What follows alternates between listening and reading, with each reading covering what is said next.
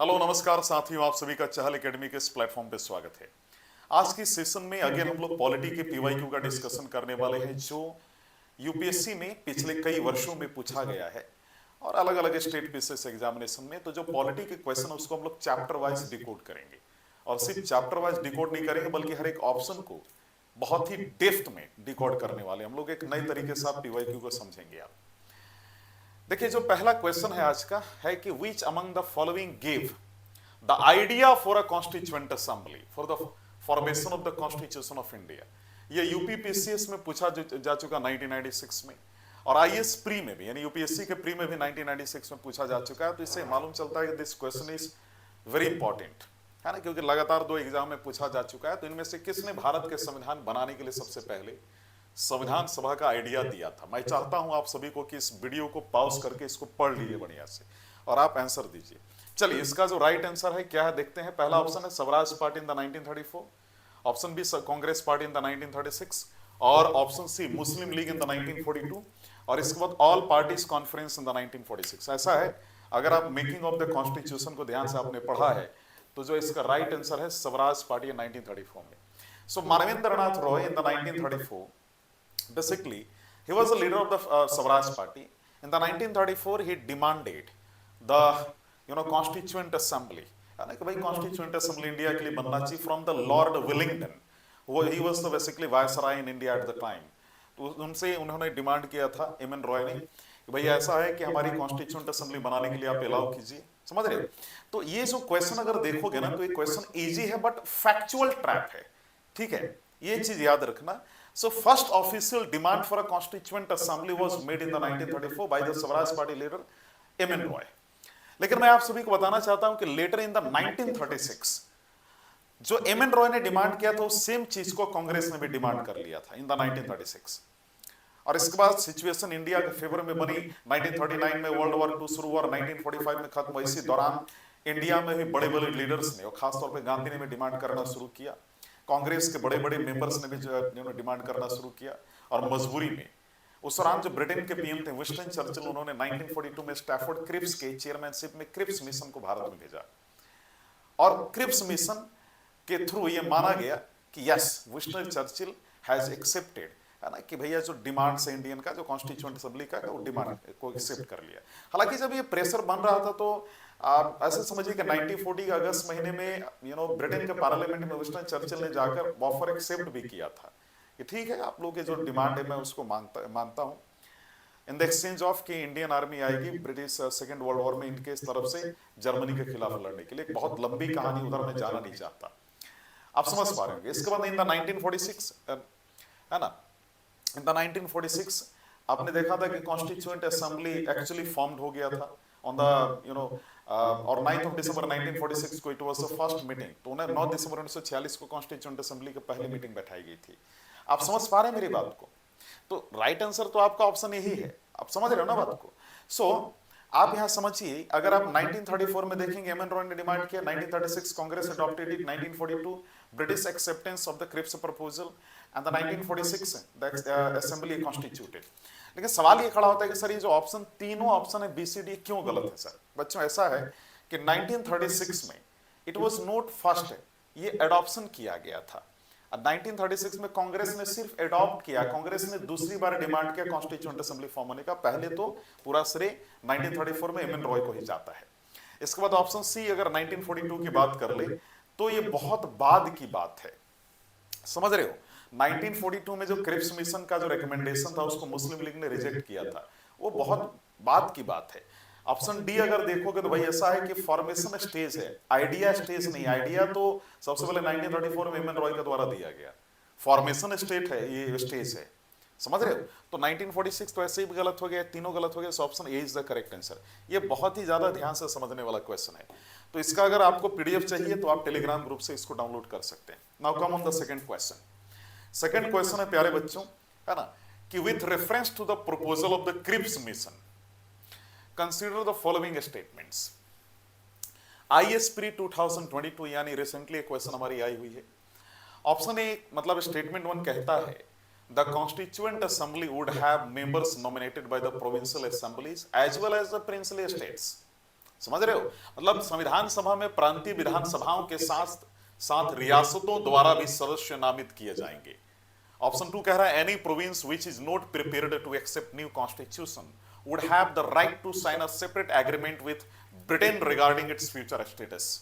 ठीक है, यानी कोई भी प्रांत जो नए संविधान को स्वीकार करने के लिए तैयार नहीं है, उसे अपने भविष्य की स्थिति के बारे में ब्रिटेन के साथ एक अलग समझौते पर हस्ताक्षर करने के लिए अधिकार होगा।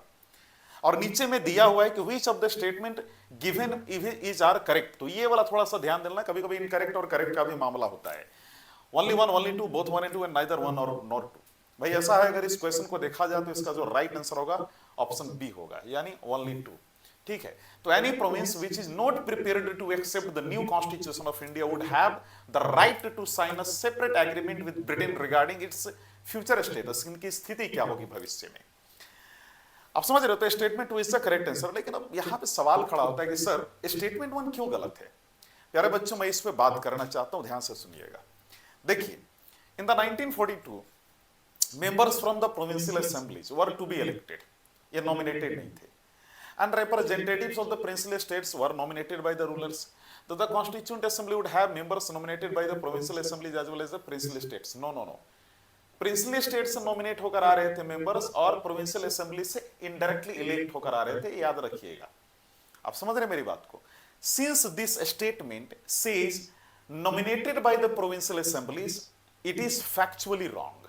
तो यहां पर जैसे ही प्रोविंशियल असेंबली को बोला कि भाई यहां से भी नॉमिनेट होकर आ रहे हैं, तो अपने आप में स्टेटमेंट गलत हो गया। और इस कारण से मैंने फर्स्ट को काटा, तो जहां जहां फर्स्ट था ये अपने आप कट गया, और बी तो हमारा जो सेकंड स्टेटमेंट है तो हमारा सही है। तो इस प्रकार हमारा B option is correct answer. और अगर तुम सेकंड का देखोगे तो सेकंड जो स्टेटमेंट है उसमें क्या है भाई, Cripps proposal basically allowed the provinces to opt out the proposed Indian union, frame their own constitution, enter into the separate agreement with Britain. This provision indirectly opened the door for the partition. समझ रहे हो? Cripps proposal ने क्या किया, Indians को बोला कि नहीं कि भैया यहाँ पर कि वैसे क्षेत्र है ना, वैसी एरिया जो चाहते हैं कि इंडिया के साथ नहीं रहना चाहते हो, अपना फ्यूचर स्टेटस को लेकर एक अलग एग्रीमेंट साइन कर सकते हैं ब्रिटेन के साथ। दिस वाज देयर, है ना। तो इस तरीके से हमारा statement two is the correct answer. और याद रखिएगा, इस क्वेश्चन से क्विक मेमोरी हुक बता रहा हूं। Cripps mission is equal to dominion status plus right to opt out. समझ रहे हो? ये जो राइट टू ऑप्ट आउट है ना, कि सारे कुछ क्षेत्र को ऑफर मिला था कि आप अपना फ्यूचर स्टेटस को लेकर एग्रीमेंट साइन कर सकते हैं ब्रिटेन के साथ। इसको लेकर नेहरू गुस्सा हो गया था, और नेहरू ने भी क्रिप्स प्रपोजल को, यानी कांग्रेस ने भी रिजेक्ट कर दिया था। मुस्लिम लीग तो रिजेक्ट कर ही दी थी, क्योंकि कहीं पर भी पाकिस्तान का जिक्र नहीं किया गया था क्रिप्स प्रपोजल में, क्रिप्स मिशन के रिकमेंडेशन में। खैर, तो ये सारी चीजें क्लियर हो गई। अगली क्वेश्चन देखा जाए। अगला क्वेश्चन है हमारा, member of the constituent Assembly who drafted the constitution of India were 2002 में आया हुआ है। अच्छा, जब 2002 आप देखोगे तो आपके दिमाग में तुरंत आ जाएगा ना, पॉलिटी से रिलेटेड एक फैक्ट, 86 कॉन्स्टिट्यूशनल अमेंडमेंट एक्ट, ये तुरंत आ जाता होगा, जो बेसिकली राइट टू एजुकेशन को आर्टिकल 21 क्लॉज में जोड़ा, फिर आर्टिकल 45 में एजुकेशन डीपीएसपी में, फिर 11th क्लॉज फंडामेंटल ड्यूटी में। तो वही मैं कह रहा हूँ, कुछ टर्म देखो तो तुरंत आपको याद आ जाना चाहिए बेसिकली। सो क्वेश्चन नंबर 3 क्या है, इसको थोड़ा ध्यान से समझते हैं। कहता है कि संविधान सभा के सदस्य जिन्होंने भारत का संविधान तैयार किया, वे थे, क्या थे भाई, nominated by the British parliament. ठीक है, ऑप्शन बी कहता है nominated by governor general. Option C कहता है elected by legislative assemblies of various provinces.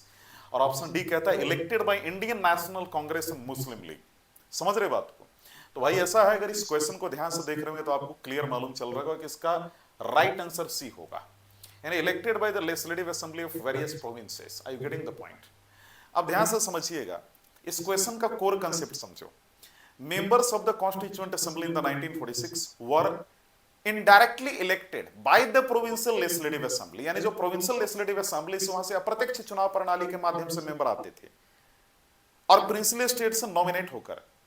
और जो प्रोविंशियल लेजिस्लेटिव असेंबली से इनडायरेक्टली इलेक्ट होकर जो आते थे, वो बेसिकली प्रोपोर्शनल रिप्रेजेंटेशन और सिंगल ट्रांसफरेबल वोट की व्यवस्था के थ्रू आते थे। एक चीज याद रखिएगा, कॉन्स्टिट्यूएंट असेंबली में जितने भी मेंबर्स हैं, या तो नॉमिनेटेड है या तो इनडायरेक्टली इलेक्टेड है, डायरेक्टली इलेक्ट होकर कोई नहीं आता था। लेकिन सवाल ये खड़ा होता है कि और अदर स्टेटमेंट क्यों गलत है सर? सी तो आपने सही कर दिया, ए बी डी क्यों गलत है? ध्यान से समझो। एबीटी गलत होने का सबसे बड़ा कारण है कि नॉमिनेटेड बाय ब्रिटिश पार्लियामेंट का कोई रोल ही नहीं था यहां पर। नॉमिनेटेड बाय गवर्नर जनरल, इसका भी कोई रोल नहीं था। नेहरू ने पहले ही बोला था कि भाई 1938 के दौरान, जब 1938 में नेहरू ने तीसरी बार डिमांड किया था, 1934 में एम एन रॉय ने, 1936 में कांग्रेस ने, 1938 में नेहरू ने कहा था कि भाई हमारा जो कॉन्स्टिट्यूएंट असेंबली होगा ये यूनिवर्सल एडल्ट फ्रेंचाइज पे इलेक्ट होकर मेंबर्स आएंगे और हमारे लोग ही बैठेंगे। हालांकि 1946 में जब हमारी कॉन्स्टिट्यूएंट असेंबली फॉर्म हुई तो कैबिनेट मिशन के आधार पर फॉर्म हुई थी, जो 1946 में बैठी थी। और कैबिनेट मिशन में भी ये स्टैफोर्ड क्रिप्स है, जो 1946 में आया था इंडिया में। इस दौरान हमारे देश के जो वायसराय लॉर्ड वेवल साहब हैं। लेकिन मैं यहाँ पे एक चीज बताना चाहता हूँ आप सभी को कि इस दौरान जो कैबिनेट मिशन के आधार पर जो ये फॉर्म है कॉन्स्टिट्यूएंट असेंबली में यूनिवर्सल एडल्ट फ्रेंचाइज नहीं था, बाकी सब चीजें जो नेहरू ने डिमांड की थी 1938 में उसको फॉलो करते हुए कॉन्स्टिट्यूएंट असेंबली बनाई गई थी कैबिनेट मिशन के आधार पर। समझ रहे? यूनिवर्सल एडल्ट फ्रेंचाइज मतलब यूनिवर्सल माने सभी को, एडल्ट मतलब 18+, फ्रेंचाइज मतलब राइट टू वोट होता है, याद रखना। प्रीलिम्स में यूपीएससी इस तरीके घुमा फिरा के क्वेश्चन पूछ लेती है, ठीक है। सो इलेक्ट, अब ये जो थर्ड डी वाला है, तो डी वाले के लिए ही बोलूंगा कि एक बड़ी अजीब सी बात कि भाई ऐसा है कि parties were participated but election was through provincial assemblies, है ना। इसलिए इस स्टेटमेंट को हमने गलत किया कि elected by Indian National Congress and Muslim league, ऐसा नहीं था। ये स्टेटमेंट अपने आप में गलत है। चलिए अगले क्वेश्चन को देखते हैं। हमने इसको डिस्कस कर लिया, तो याद रखना इस प्रकार का क्वेश्चन यूपीएससी पूछती है ट्रैप करने के लिए बच्चों को। चौथा जो क्वेश्चन है with reference to the Indian history, हालांकि हिस्ट्री से क्वेश्चन है लेकिन मैंने सोचा चलो इसको हम लोग डिस्कस कर लेते हैं। The members of the constituent assembly from the provinces were, भारतीय इतिहास के संदर्भ में राज्यों से संविधान राज्यसभा के सदस्य थे। Directly elected by the people of this those provinces, directly तो ये है ना, इसी वजह से पूरी तरीके से गलत हो गया।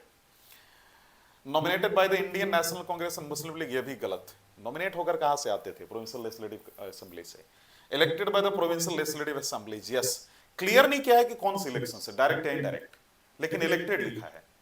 इसके बाद अगला जो हमारा यहां पर कि selected by the government for their expertise in constitutional matter, से भी गलत है। So option C is the correct answer, ठीक है ना। लेकिन यहां बताना चाहता हूं कि members from the British Indian province were indirectly elected by the provincial legislative assemblies. जैसा कि मैंने कहा था पिछली वाले क्वेश्चन के डिस्कशन के दौरान कि प्रोपोर्शनल रिप्रेजेंटेशन यानी समानुपातिक प्रतिनिधित्व प्रणाली और एकल संक्रमणीय प्रणाली जो सिंगल ट्रांसफरेबल वोट था उसके थ्रू आते थे। So they were not directly elected by the people, they were indirectly elected by the provincial legislative council, यानी जो प्रोविंशियल लेजिस्लेटिव काउंसिल के तरफ से वो इनडायरेक्टली इलेक्ट होकर आते थे। समझ रहे मेरी बात को? ओके, तो इस प्रकार हमारा क्या सही हुआ? हमारा option C is the correct answer question number 4 का। चलो अगले क्वेश्चन पे आ जाओ। अच्छा, एक चीज और बताना चाहता हूं कि 389 मेंबर्स है उस दौरान, है ना। ओके, चलिए अगले क्वेश्चन पे आइए। 389 मेंबर्स को अलाउ किया गया था बैठने के लिए। अच्छा, मैं एक चीज और बताना चाहता हूं क्वेश्चन नंबर 4 में। देखिए ऐसा है कि इंपॉर्टेंट क्लैरिफाई कर देता हूं, इंपॉर्टेंट क्लैरिफिकेशन देता हूं। क्वेश्चन नंबर 4 को लेकर एक चीज मुझे अचानक से याद आ गई। देखो ऐसा है कि UPSC repeatedly tests this kind of distinction, है ना। वो इस तरीके से आपको पूछ लेंगे कि डायरेक्टली थे या इनडायरेक्टली थे, तो थोड़ा क्लियर कर लीजिएगा कि पूरे लेजिस्लेटिव प्रोविंशियल लेजिस्लेटिव असेंबली से इनडायरेक्टली इलेक्ट होकर लोग आते थे और नॉमिनेटेड होते थे प्रिंसिपल स्टेट से। डायरेक्ट का कोई प्लेस नहीं था, डायरेक्टली इलेक्ट होकर नहीं आते थे, याद रखिएगा। चलिए अगले क्वेश्चन पे आइए। Now the next question is doctor B R. Ambedkar was elected in constituent assembly from. ये बड़ी इंटरेस्टिंग क्वेश्चन है और आमतौर पे कई बच्चे यहाँ गलती करेंगे। यूपीपीएससी 1996 में पूछा गया और आईएएस प्री 1996 में पूछा गया है। हिंदी में पढ़ देता हूँ। Doctor B R. अंबेडकर संविधान सभा में कहां से चुने गए थे? West Bengal, Bombay presidency, middle India and Punjab. भाई ऐसा है, यहां पर पार्लियामेंट नहीं कहा जा रहा है और यहां पर बोला गया है कॉन्स्टिट्यूएंट असेंबली, यानी 1946 की जो इलेक्शन हुई है उसकी बात हो रही है। और यहां पे याद रखिएगा कि बेसिकली कई बच्चे यहां पर ऑप्शन बी को टिक लगाएंगे, लेकिन ये गलत है।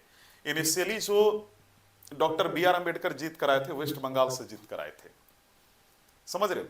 सो doctor B R. Ambedkar was initially elected from the Bengal, अभी जो जिसे आप वेस्ट बंगाल कहते हैं उस एरिया से, इन the 1946, and he was basically elected with the support of the scheduled caste federation. मतलब जब ये बंगाल से जीत कराए थे इन द कॉन्स्टिट्यूएंट असेंबली संविधान सभा में, तो वहां की जो अनुसूचित जाति जो थी, जो समुदाय थे अनुसूचित जातियों की, उन्होंने इनको सपोर्ट किया था, जिनके सपोर्ट के बेसिस पे जीत करके कॉन्स्टिट्यूएंट असेंबली में आए थे। हालांकि देश की आजादी के बाद आफ्टर द पार्टीशन जो बंगाल था, बंगाल जहां से जीत कर आए थे, ईस्ट बंगाल जो बेसिकली, वो कहां चला गया? पाकिस्तान में। समय गुजरने के साथ in the 1951 the independent India general election held, यानी आजाद भारत की जनरल सामान्य इलेक्शन हुई, आम चुनाव हुई 1951 में। आप सभी को मालूम है कांग्रेस संपूर्ण बहुमत से जीत कर आई थी और CPI was the second largest party in India at the time. और मैं आप सभी को एक चीज और बताना चाहता हूं कि बाद में 1951 के इलेक्शन में बॉम्बे प्रेसिडेंसी से जीत कर आए, तो ये क्लैरिफिकेशन करना बहुत जरूरी है, ठीक है। UPSC generally ask about the first election, ठीक है ना, ये आपको ध्यान रखना, यूपीएससी जनरली फर्स्ट इलेक्शन को लेकर टारगेट करती है, तो इस तरीके से West Bengal is a correct answer. Now other option क्यों गलत है? देखिए बॉम्बे तो होगा नहीं, क्योंकि बॉम्बे से लेटर में जीत कर आए थे, बाद में जीत कर आए थे। मिडिल इंडिया पंजाब से कोई तुक ही नहीं है, यहां से तो बिल्कुल नहीं, ठीक है। सो मेमोरी ट्रिक याद रखना, अंबेडकर फर्स्ट बंगाल देन बॉम्बे, ठीक है।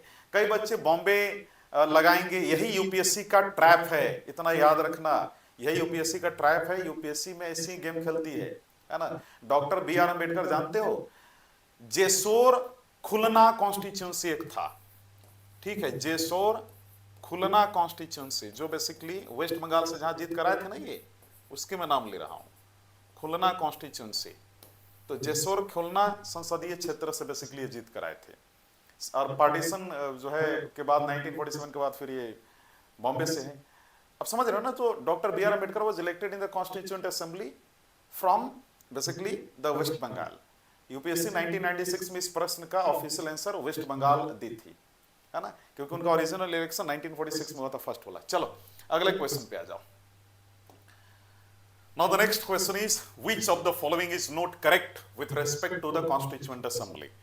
एमपीपीएससी स्पिरिट 2012 में आ चुका, आईएएस स्पिरिट 2013 एंड 17 में आ चुका। तो एक क्वेश्चन बहुत इंपॉर्टेंट है, क्योंकि रिपीटेडली आस्क किया गया, पूछा गया है। संविधान सभा के बारे में इनमें से कौन सा सही नहीं है? बोलता है कि हर प्रांत और रियासत को उनकी आबादी के हिसाब से सीटें दी जानी थी, यानी each province and princely state were to be allotted seats in the proportion to their respective population. जाहिर सी बात है, अभी तो हम लोगों ने इसके बारे में डिस्कशन किया है। इसके बाद ऑप्शन भी बोलता है seats allotted to the British province were to be elected by the members of the provincial assemblies. Option C कहता है the members of the provincial assemblies were elected on a limited franchise. Option D कहता है the representatives of the princely states were to be indirectly elected. Are you getting the point? अब इस question को ध्यान से समझोगे तो एक चीज क्लियर होगा कि इसका राइट आंसर डी होगा, यानी the representatives of the princely states were to be indirectly elected.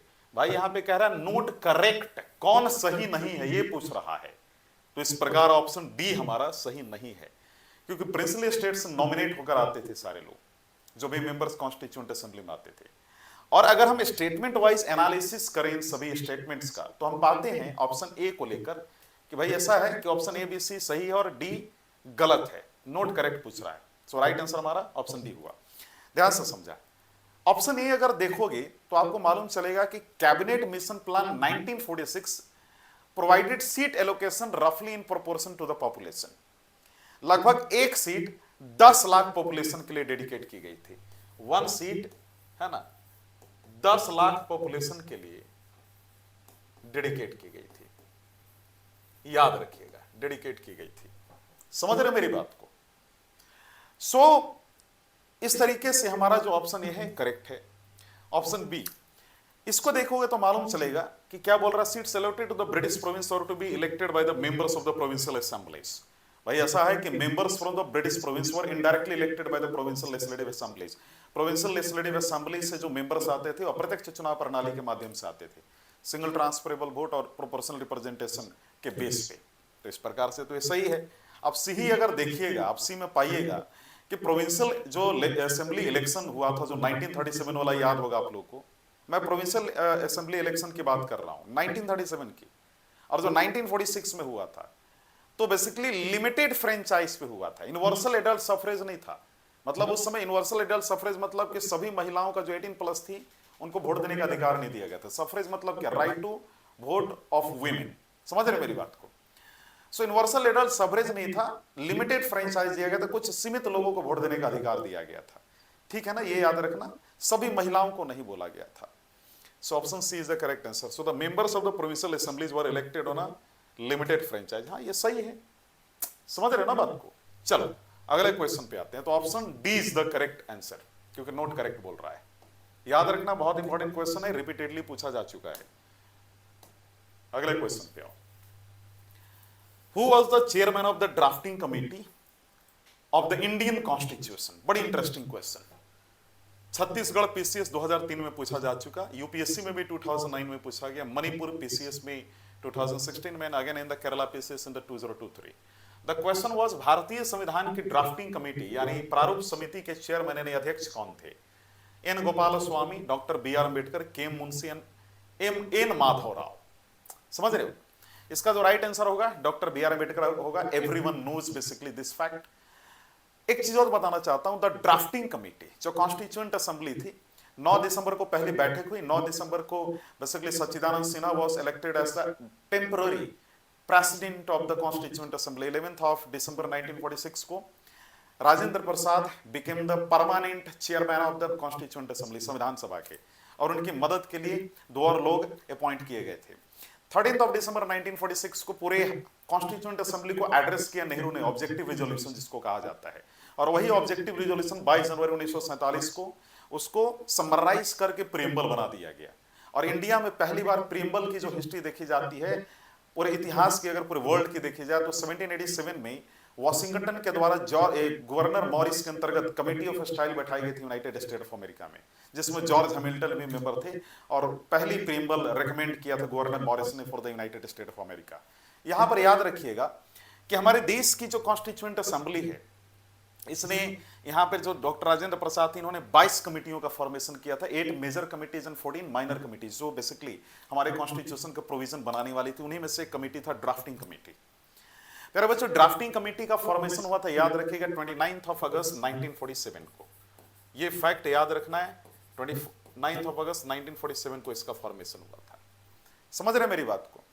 और इसमें याद रखना है कि ये जो ड्राफ्टिंग कमेटी, इसको बेसिकली बहुत इंपॉर्टेंट कमेटी माना जाता था। इसके चेयरमैन बी आर अम्बेडकर, और इनको कहा जाता था chief architect of Indian constitution, यानी भारतीय संविधान के मुख्य, आप कह सकते हैं कि डिजाइन करने वाले व्यक्ति। लेकिन सवाल ये खड़ा होता है कि इसमें कौन कौन मेंबर्स है। तो पहले थे एन गोपाल स्वामी अयंगर, एन गोपाल स्वामी, जो आपका पहला ऑप्शन दिख रहा है। और जानते हो एन गोपाल स्वामी कौन थे?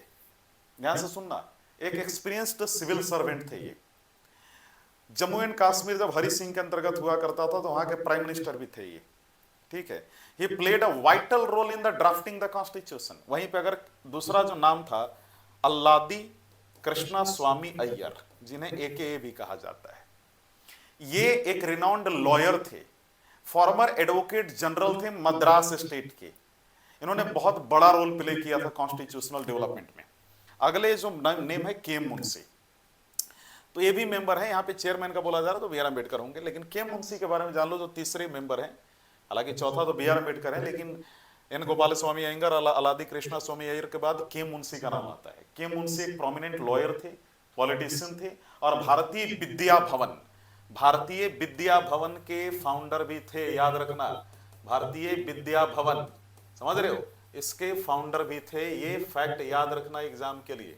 ओके, नाउ इसके बाद सैयद मोहम्मद सादुल्लाह, ठीक है, सैयद मोहम्मद सादुल्लाह। तो ये बेसिकली याद रखना है, ये असम से थे, और इन्होंने बेसिकली असम के फॉर्मर प्रीमियर थे, मतलब बहुत बड़े पॉलिटिशियन थे, एंड एक सिग्निफिकेंट कंट्रीब्यूटर थे हमारे कमेटी के, मतलब इन्होंने बहुत बड़ा रोल प्ले किया था ड्राफ्टिंग कमेटी में।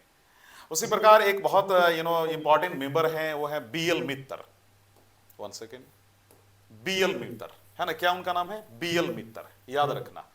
अब ये जो बी एल मित्तर है ना, बी एल मित्तर बेसिकली इनिशियली ये मेंबर थे, लेकिन इन्होंने इनका खराब तबीयत हो गया था, इसलिए इन्होंने रिजाइन मार दिया था, और इनके जगह पे एन माधव राव आ गए थे। इसके बाद डीपी खैतन साहब थे, इनकी 1948 में ही डेथ हो गई थी कॉन्स्टिट्यूशन मेकिंग प्रोसेस के दौरान ही, और इनकी डेथ के बाद टीटी कृष्णामाचारी को लाया गया था। तो इस प्रकार आप देखेंगे टोटल आपके कितने मेंबर हो गए। सो याद रखना है कि टोटल हमारे पास जो मेंबर हैं, आप बी आर अम्बेडकर हो गए, और इसके अलावा सारे members they were the part of the drafting committee, प्रारूप समिति के सारे लोग सदस्य थे। लेकिन सवाल ये खड़ा होता है कि आपको, जैसा मैंने बताया, बी आर अम्बेडकर सही है, है ना। और बाकी जो ये सारे लोग थे ये चेयरमैन नहीं थे, बेसिकली मेंबर थे, इतना याद रखिएगा। ठीक है, चलिए, तो इस प्रकार सातवां क्वेश्चन हो गया। आठवें क्वेश्चन पे आइए। The eighth question is that the concept of judicial review, इसके बारे में आर्टिकल 13 जो इंडियन कॉन्स्टिट्यूशन की, उसमें इसकी डिस्कशन की गई है जुडिशियल रिव्यू की। The concept of judicial review in the India has been adopted from the constitution of, Bharat में न्यायिक समीक्षा का जो परिकल्पना है, कंसेप्ट है, किस देश के संविधान से लिया गया है प्यारे बच्चों। यूपीएससी में पूछा जा चुका 1998 में, यूपी पीसीएस में 2012 में पूछा जा चुका। ऑप्शन है हमारे पास United Kingdom, USA, USSR and Australia. कहां से लिया गया? ऐसा है कि इसको यूएसए से लिया गया था, इतना याद रखेंगे। So United State of America के कॉन्स्टिट्यूशन से we borrowed basically the judicial review.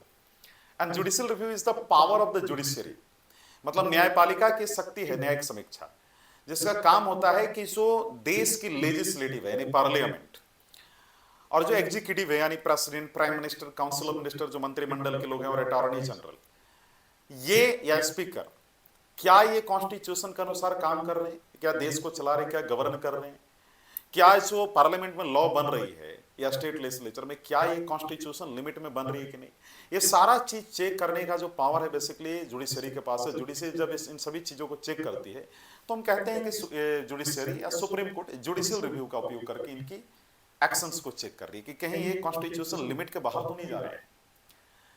हमने यूनाइटेड स्टेट ऑफ अमेरिका से इसको लिया था, लेकिन एक चीज याद रखिएगा, मैं फिर से आप सभी को कहना चाहता हूं, इंडिया बेसिकली याद रखना, मारबरी वर्सेस मेडिसन 1803 में, मारबरी वर्सेस मेडिसन, मारबरी वर्सेस मेडिसन, ठीक है, 1803। तो मारबरी वर्सेस मेडिसन की जो एक प्रिंसिपल थी, वो प्रिंसिपल थी बेसिकली जुडिशियल रिव्यू की, जो यूनाइटेड स्टेट में इन लोग के द्वारा जो है रिकमेंड किया गया था, और इसी को इंडिया ने अडॉप्ट किया था। तो याद रखना, इंडिया के जो कॉन्स्टिट्यूशन आर्टिकल 13 में जुडिशियल रिव्यू की बात की गई है, ठीक है। तो इनसे रिलेटेड है जुडिशियल रिव्यू यूनाइटेड स्टेट की, और वही जुडिशियल रिव्यू को हमने आर्टिकल 13 में इंश्राइन किया हमारे कॉन्स्टिट्यूशन में करने। लेकिन सवाल खड़ा होता है, अदर क्यों गलत है? देखो, अदर आपको मालूम भैया यूएसए से रिलेटेड सीधा है, लेकिन अगर मैं यहां पे कहना चाहूं कि यूके से हमने क्या क्या उधार लिया है, ठीक है ना, यूके से क्या क्या उधार लिया है पहले समझिएगा। ओके, तो नीचे करते हैं, 1 सेकेंड, ठीक है ना। ओके, ठीक है। सो ओके, हाँ, ओके, सो अच्छा, इसमें देखो, तो पहले हमें समझना यूके यूएसए से हमने क्या किया था, लिया था इसको, ठीक है। इसके बाद देखो, यूके में अगर हम ध्यान से देखने का प्रयास करें, यूके से हमने पार्लियामेंट्री फॉर्म ऑफ गवर्नमेंट, जो हमारे इंडियन कॉन्स्टिट्यूशन में एक जो प्रोविजन है parliamentary form of government, rule of law, single citizenship, या फिर जो रीट्स का कंसेप्ट है जो आर्टिकल 32 में, ये हमने यूनाइटेड किंगडम से लिया है, याद रखना। यूएसए से हमने फंडामेंटल राइट्स को लिया, फिर जुडिशियल रिव्यू को लिया है, ठीक है। इसके बाद हम लोगों ने इम्पीचमेंट ऑफ द प्रेसिडेंट और प्रीएम्बल वाले जो प्रोविजन है उसको भी हमने यूएसए से लिया। यूएसएसआर की अगर बात कर लें तो fundamental duties, socio economic and political justice, जो प्रीएम्बल में जो टर्म है, हमने यूएसएसआर से लिया। ऑस्ट्रेलिया की अगर हम बात कर लें, ऑस्ट्रेलिया से हमने, जो आपको याद होगा 7th शेड्यूल में, इंडिया के जो कॉन्स्टिट्यूशन में जो 7th शेड्यूल है, उसमें जो कॉन्करेंट लिस्ट की बात की गई है प्यारे बच्चों, समवर्ती सूची, ये कहां से लिया गया? ऑस्ट्रेलिया से लिया गया है। से ऑस्ट्रेलिया से हमने इसको लिया है, याद रखेंगे। और यही नहीं, हमारे पार्लियामेंट के जो सिटिंग्स हैं उसकी जो पूरी प्रोसेस है, ये भी हमने ऑस्ट्रेलिया से बोरो किया है। सिटिंग ऑफ पार्लियामेंट यानी संसद की जो बैठक है, इसको भी ऑस्ट्रेलिया के प्रोविजंस हमने लिया। और भारत में जो ट्रेड और कॉमर्स यानी व्यापार से संबंधित जो स्वतंत्रता की बात की गई हमारे भारतीय संविधान में, इसको भी हमने ऑस्ट्रेलिया से लिया है, याद रखना है। अगला जो प्रश्न है क्वेश्चन नंबर 9 में, feature of Indian constitution borrowed from the constitution, भारतीय संविधान की खासियत तो दुनिया के अलग अलग सोर्स से मिला है। ये फीचर विशेषता डायरेक्टिव पॉलिसी, पार्लियामेंट, एबीसीडी, और सोर्स है गवर्नमेंट ऑफ इंडिया 35 के बाद ब्रिटिश कॉन्स्टिट्यूशन से हमारा कोड है। मैं देखना है कौन किससे मैच करा, मिलाना है, और उससे एक ऐसा है कि उसको जानने से पहले समझ गवर्नर, आपको याद होगा ऑफिस ऑफ गवर्नर हमने गवर्नमेंट ऑफ इंडिया के जहां जहां वन है बी और सी गलत हो जाए। अब बात आती है जुडिशियल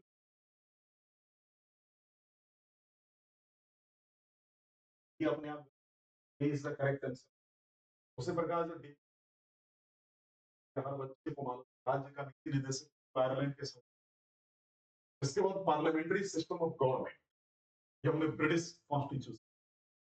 इस प्रकार मैं यही बता रहा हूं कि जब इस प्रकार के आपको प्रश्न मिले तो इस प्रकार के प्रश्नों में अगर आप राइट, आप समझिए कि बाकी का जो ऑप्शन है अपने आप एलिमिनेट होते जाएगा और मोस्ट अप्रोप्रिएट आप देखते जाए।